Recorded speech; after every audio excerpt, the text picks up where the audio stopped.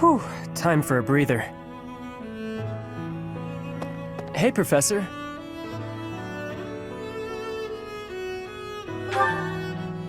Yep, noticed you have been too. Seems like it's been a real rough day for just about everybody, huh? I've been so busy I still haven't eaten. I hope there's still food left.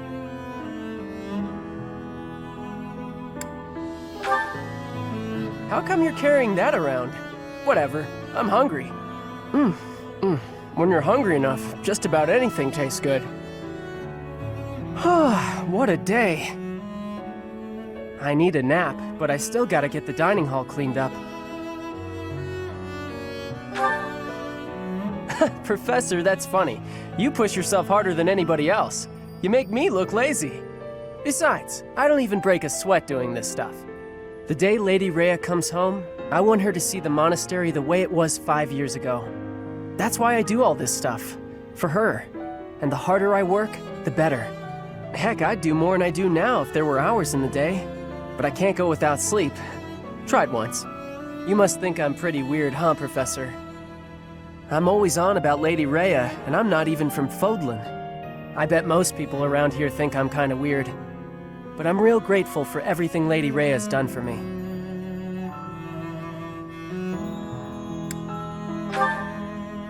That's nice of you to say.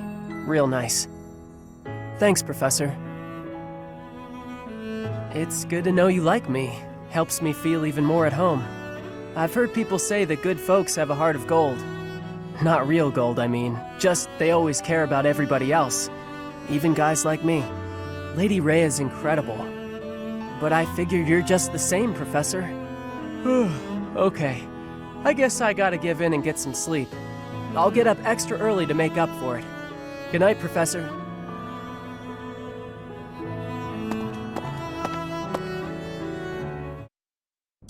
Looks like I've got them all.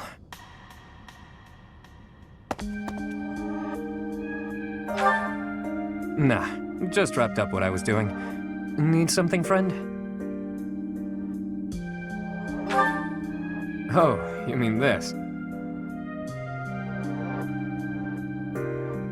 I use it to write down the names of everyone I've lost over the years. We lost a lot of lives back in the war. Some of them were only with me a little while. Some of them were family to me.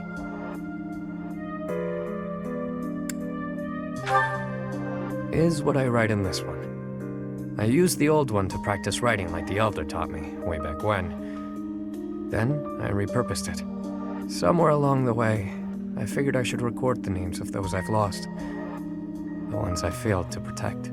There's nothing we can do for the dead, not in this world. Not really, anyway. And it's not like we know what happens after. So writing their names down here, that's all just for me. For the one who's still around. After all, they deserve to be remembered. Even if they're not here to see it. We all shared the same dream. They lost their lives to build that dream. And as their leader, it's on me to remember them, however I can. Oh, you think so, do you? And here I thought I was just the heartless villain in your eyes. Well, anyway, make of my notebook what you will. It doesn't matter much to me. If you go before I do, I'll make sure to add you in here as well.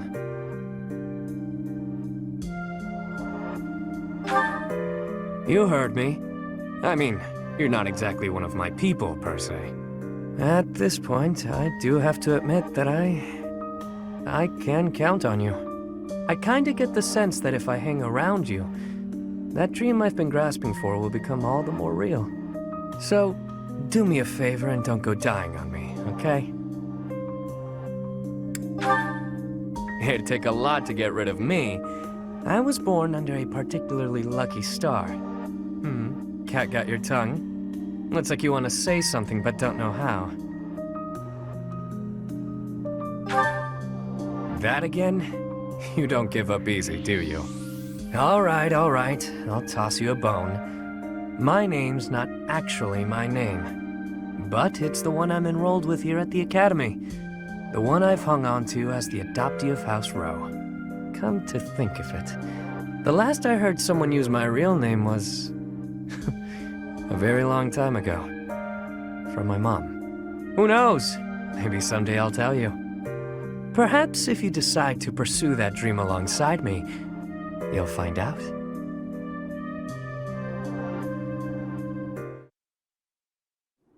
I see. By any means necessary, then. Before the war's end. I'm covered, but just to be safe, I need you to check on my mother and Kupala. Still following me, huh? We have got to work on those manners, pal. Unless you really meant that bit about protecting me. That's where my mom was born and raised. I pay a spy money I don't have to keep an eye on the place. Whether I'm above the dirt or below it. It's up to me to make sure my stepmother can't get to my mom. No doubt about it. She's been honing her crazy plans lately.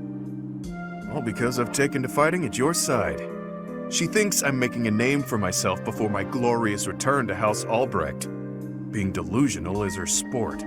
There's little advantage to her going after my mom, but she's unpredictable. Gotta stay vigilant. Guess I haven't talked about her. After her and my pop split, she returned home. Where she's from, it's kind of an odd place. You know the folks who live in the mountains of the Alliance? Guessing that's a no. Few do. Imagine a place with no influence to speak of. Nestled in the mountains on the Almyran border. That's Kupala. Well, they're not mountain goats. And it's not like they never interact with the Lords of the Alliance. They're incredibly isolated, though. Even their trade relations are remarkably limited. Doubt that'll change. The land lacks resources worth fighting over. Probably for the best, honestly. Oh, but back to my mom. She was different. An exception to the rule in Kupala. She left the mountains, was rescued by my dad, and fell madly in love with him. That goddess of yours is one cruel minx. So if that's the destiny she gave him, wouldn't surprise me a bit. My birth helped matters, but only a little. House Albrecht just wasn't where she belonged. My dad was in a tough spot. He was obligated to marry a fellow noble and produce a fitting heir. Nobody'd want to live out their days where they're utterly unwelcome.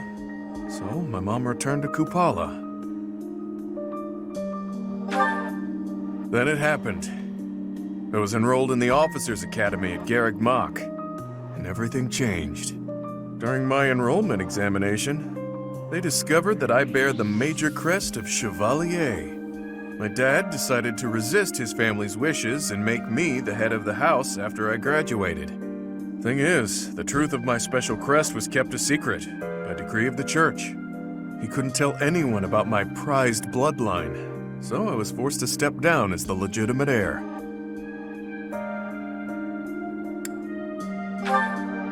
It was for the best. My crest was inherited from mountain folk who prefer to keep to themselves. Imagine what would happen to Kupala if it got out. We both know it would destroy their way of life. Too true. I'm guessing the church thought my crest would cause trouble in Fodlan. But don't get me wrong. No matter what life's thrown at me, I'm no victim. Like I've said, I prefer it this way. I've got to be free. Even if things were different, I'd still choose this life. But I can't let my mother and her people pay the price for keeping peace in Fodlan. Wouldn't be right. All I can do is make a name for myself in battle and secure enough power to protect them. Failure isn't an option.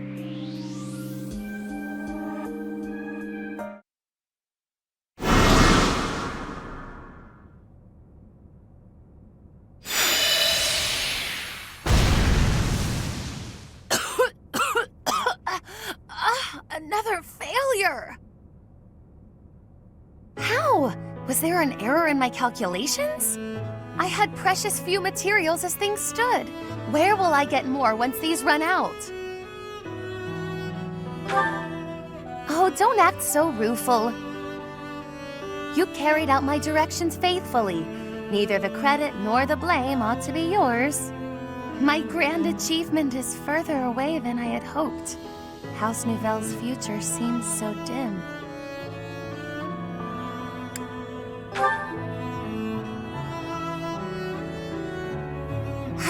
You're correct, of course. I mustn't be discouraged. It is hard to maintain one's patience after 5 years. But in the greater context of the history of House Nouvelle, 5 years is barely worth counting.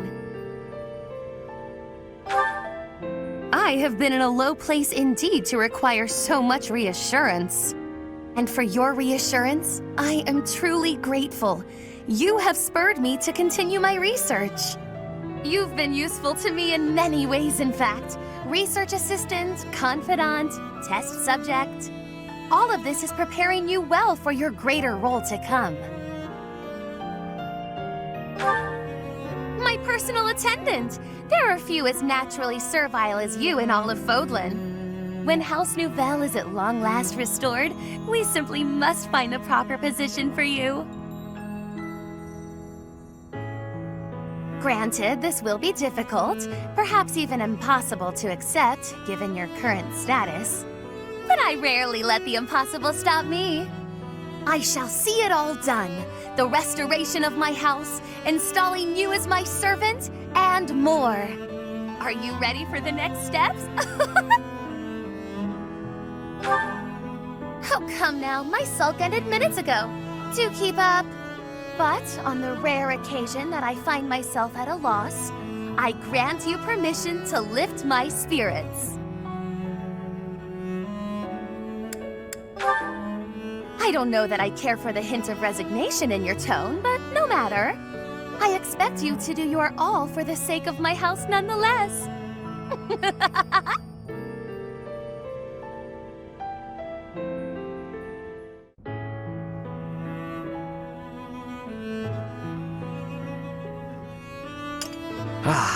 Even with the fires of war raging all around us, tea never fails to soothe the soul. Do you not agree, Bernadetta? I hadn't actually thought about it, but yes. Excellent. Oh, that reminds me. What's that? A long time ago, my parents were in talks to arrange my marriage with a certain young lady. She never set foot outside of her room, and she made little dolls to curse her perceived enemies. Such were the rumors. Frightened, I dissuaded my parents from going through with their plans. I can see that. She does sound pretty frightening. I relate to the staying in the room part, though. That girl was you, Bernadetta, a daughter of House Varley. What? I don't make dolls to curse people. You are a skilled embroiderer, no? I guess I was wrong. You were not making dolls. I did make dolls, but cute ones.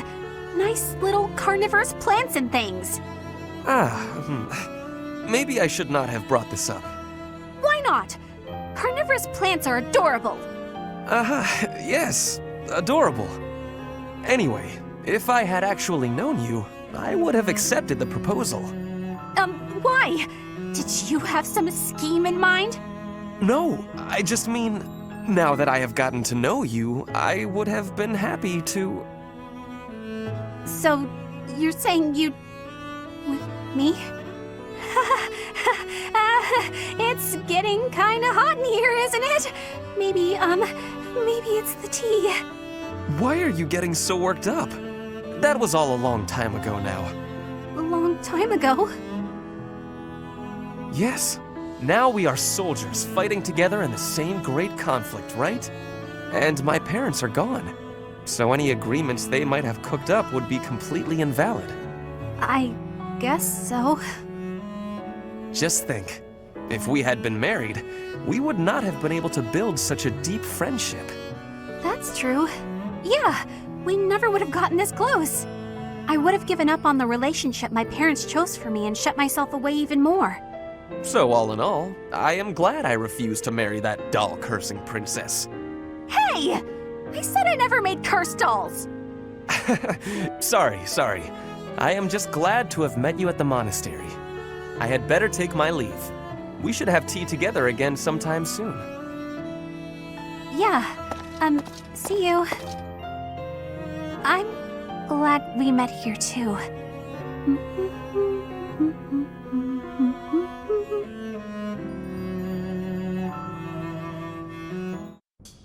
Ah, Dorothea. I am surprised to find you here. I did not think you were all that religious. There's a lot you don't know, Ferdy. But you're right. I'd hardly call myself devout. After all, it was thanks to the goddess and her noble regime that I suffered so much as a child. You must be quite brave to speak so coarsely in this hallowed place. But what do you mean? About suffering as a child? Do I really have to tell you? Oh, forget it. I'm sure you already know that I'm an orphan. I grew up in the alleys of Enbar, begging for coins, eating scraps, drinking from drains. I see. I remember seeing street children around the city. I could have died. Then the right person overheard me singing. And suddenly I was in the opera. I was a songstress. And my goodness, did the nobles like me. The people who used to spit on me and call me an urchin, they praised my voice and my beauty. A nobleman who once kicked me gave me the most gorgeous shoes. I almost asked if it was a joke. So that is why you despise the nobility. But why do you think I am the same as them? Do you really believe that is the kind of man I am? You think I would ever treat people differently based on appearances? There is nothing noble about that. Oh, really? You're something different? That's not how I remember things. It was the very day that I was discovered. I was in high spirits. Nothing was wrong in the world. I secretly bathed in one of the town's fountains, hoping to wash off some of the dirt from the streets. I sang the same song the opera composer overheard earlier that day. And that's when you appeared. Me? No, it could not have been. Don't play dumb. You glared at me, the same look I'd gotten from every other noble, then you ran off. When we met at the academy, you were a different person. All smiles and friendly words. You were like a bee, Ferdinand. A bee attracted to a flower in full bloom. So it was you then, singing that song. Dorothea, please listen. This is a misunderstanding. When I saw you, I could not take my eyes off you. I was hypnotized. Your beautiful voice, your elegant face, droplets of water on your skin that glittered in the sun. I thought you were a water nymph. Stop it, don't lie to me. No, it is true. I was only a child. The vision overwhelmed me. That is why I ran. I plucked up the courage to return, but no one was there. I thought perhaps it was a dream. Maybe I can believe you. I've wanted to, ever since the day you made me those treats.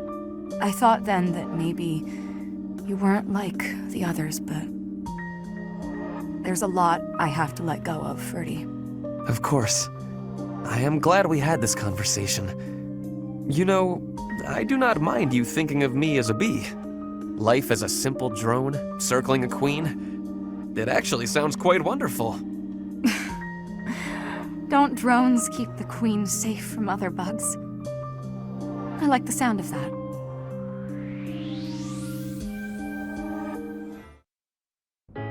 Ferdinand. Huh? Ah, Petra. Is there something I can help you with? No, I am not needing help. I was just thinking that you look lonely. Lonely? In wartime? Hardly. I am too busy trying to survive to feel lonely. But once we have survived, what will you do with yourself, Petra? Return to your home? As an Imperial hostage, you would be freed if the Empire were to fall. Yes. My plan is to be returning home. But if Bridget and Fodlan can be friendly, I will be able to have visits whenever I choose. Maybe it is even possible for me to be living in Fodlan. Live in Fodlan? Do you not want to go back to your homeland? I do have the hope of returning one day. But Fodlan is also like a homeland to me now. I came to Fodlan 9 years ago. I have been living half of my life here. My family is living in Bridget, but in Fodlan, I have new family and new friends. New family. I am glad to hear you feel that way about us, Petra. In that case, we will have to make sure that none of us die. We do not want to lose anyone in the family. Yes, we will be winning, and you will not be dying. Ha! Do not worry. I do not intend to die. I have some things to do when the war is over. Things? Yes, you and I can be the link between Fodlan and Bridget. Oh, Okay, I have to confess, I fibbed a little. About not being lonely. When this war ends, I will be quite lonely indeed. If you go back to Bridget. is that a truth? I have just made a decision. I will work as an ambassador, improving relations between our people. Whether you are in Bridget or Fodlan, I will be there too. Then both places can move forward together in eternal friendship. We ought to join forces and make that a reality. Do you not agree? You have my gratitude, Ferdinand. All of it. I have loneliness just like you. But your words gave me great happiness. Please do what you are saying, and be a bridge for Fodlan and Bridget. You can count on me. We will keep at it, and one day... Yes, one day, we will be seeing that future.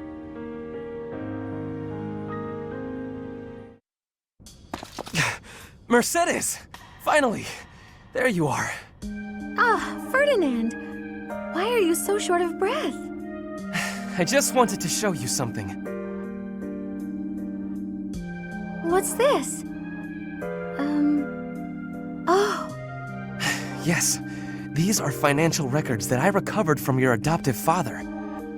They prove that when he adopted you, large sums of money changed hands.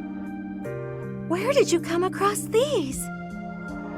I stealthily made my way into Ferdiad and looked around his estate. It was easy. That kind of thing is no trouble for an intrepid young noble such as myself. That's amazing! I mean, amazingly irresponsible. I can't believe you put yourself at risk for my benefit. I really wish you wouldn't do such things. No, I did it for my benefit.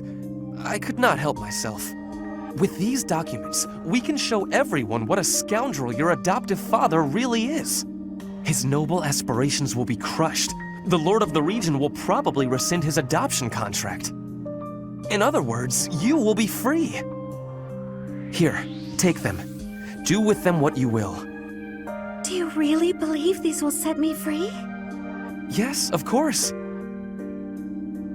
You will be free to decide your own path in life and go wherever your heart leads you. That does sound nice, but...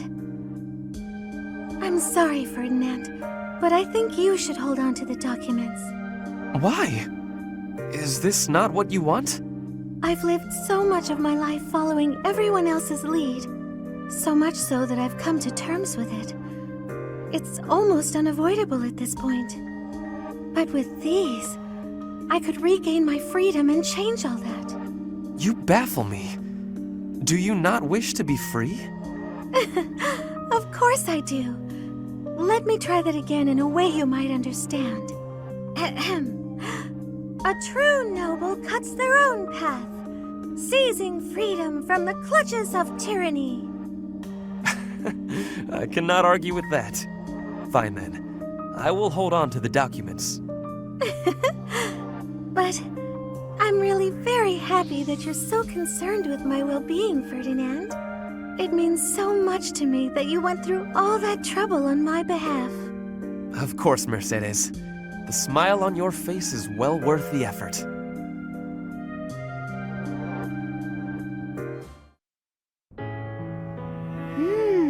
Delicious. Marianne, may I join you? Yes, Ferdinand, of course.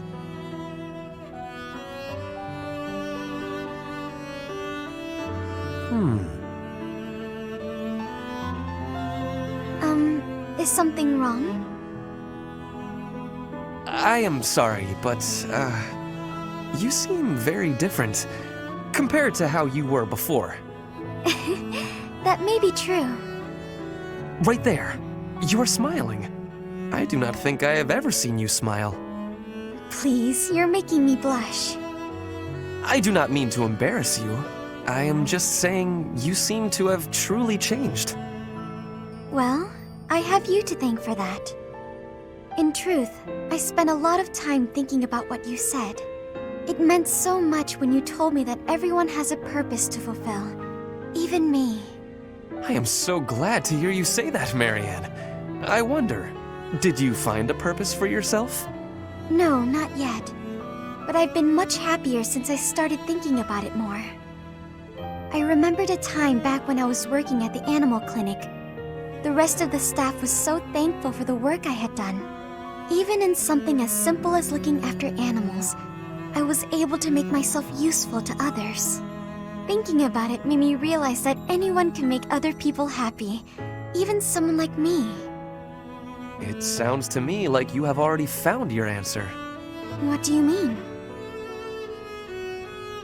Making people happy.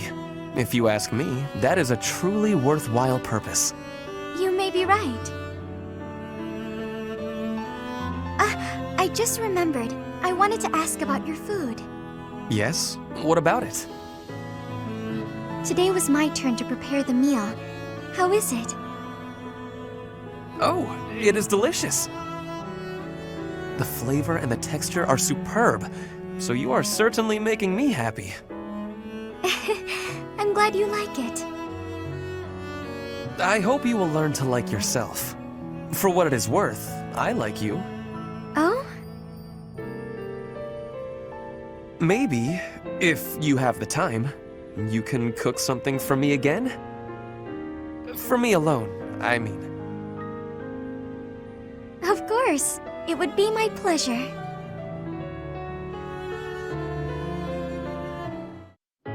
Flayn, I hope you will allow me to apologize. Why would you need to do that? Last time, when I was working on my armor, you could have been gravely injured. You have been avoiding me ever since, so I want to reiterate how very sorry I am. I'm not sure that's entirely the case. So you are not avoiding me? To be perfectly honest, I felt a bit embarrassed. When you embraced me before, it really caught me off guard. You're surprisingly strong for how slender you appear. Anyway, it all got me rather flustered. Oh, I see. Well, I do train quite often. On the battlefield, it is perfectly common to lift up a wounded comrade. It has nothing to do with your gender. In the heat of the moment, I pay no attention to such things. That is, how I would explain it. I see. So you have a well of strength for embracing people, it seems. Well, I would not put it like that. Usually, when I embrace people, it is in the context of battle. Is that so? So the embrace was nothing more than a rescue. Perhaps I was flustered needlessly. I wonder if you would consider embracing me when my life is not in peril. Huh? Why? Because I'd like to feel that way again. That's why. How about it? Or is your capacity for embracing limited exclusively to warfare? Oh, I see what is going on here. I had forgotten how charmingly ethereal you can be. Very well. As per your request, I shall embrace you again. I'm delighted. Does right now work for you? Why, of course. Easily done. Although, perhaps we shouldn't tell Seteth. Agreed. Better to let this be our little secret.